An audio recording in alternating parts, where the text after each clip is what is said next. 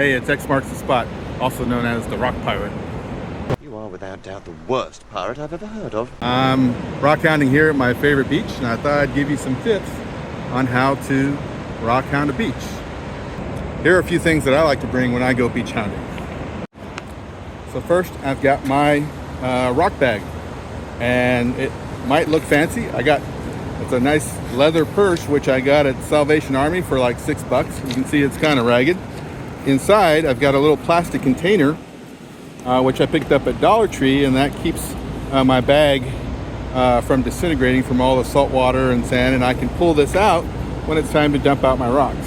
The second thing you need is some sort of rock staff, because after a while it gets tiring bending over and picking up rocks all the time. So this is just an old hiking pole, and what I did, again, went to Dollar Tree, picked up some spoons, and I just attached a spoon to the end of my hiking pole. I can still use it as a hiking pole, but it helps me to pick up rocks. It doesn't have to be very fancy. You literally could tape a spoon onto a piece of PVC pipe. I just drilled some holes in it and attached it with some rivets, and I have a rock staff.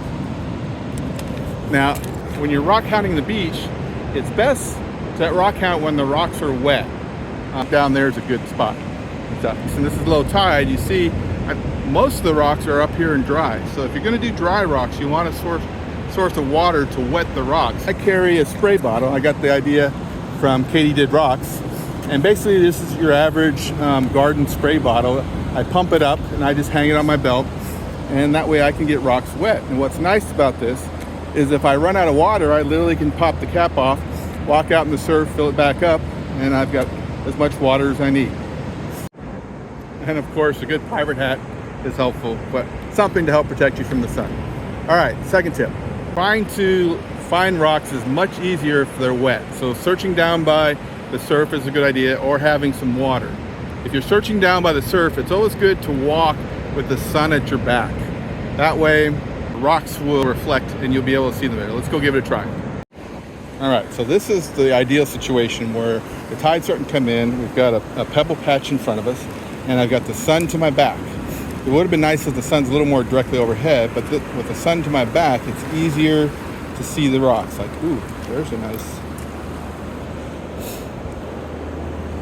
Oh, that's interesting. This will be part one of how to be a beach hound. Stay tuned for part two, where I'm going to show you what you do with the rocks when you get them off the beach. Thanks for tuning in. This is X Marks the Spot.